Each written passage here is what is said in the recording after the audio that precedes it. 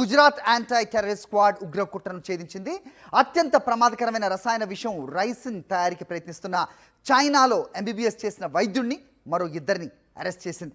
ప్రధాన నిందితుడైన డాక్టర్ అహ్మద్ మొహీయుద్దీన్ నయీంతో పాటుగా ఆజాద్ సులేమాన్ షేక్, మొహమ్మద్ సుహైల్ మొహమ్మద్ సలీంలు లక్నో, ఢిల్లీ, అహ్మదాబాద్లోని పలు ప్రదేశాల్లో రెక్కి నిర్వహించారని గుజరాత్ ఏటీఎస్ డీఐజీ సునీల్ జోషి తెలిపారు.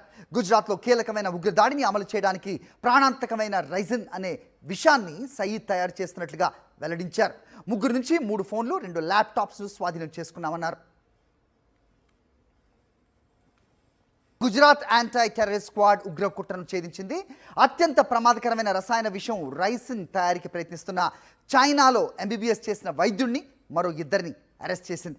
ప్రధాన నిందితుడైన డాక్టర్ అహ్మద్ మొహీయుద్దీన్ నయీంతో పాటుగా ఆజాద్ సులేమాన్ షేక్, మొహమ్మద్ సుహైల్ మొహమ్మద్ సలీంలు లక్నో, ఢిల్లీ, అహ్మదాబాద్లోని పలు ప్రదేశాల్లో రెక్కి నిర్వహించారని గుజరాత్ ఏటీఎస్ డీఐజీ సునీల్ జోషి తెలిపారు.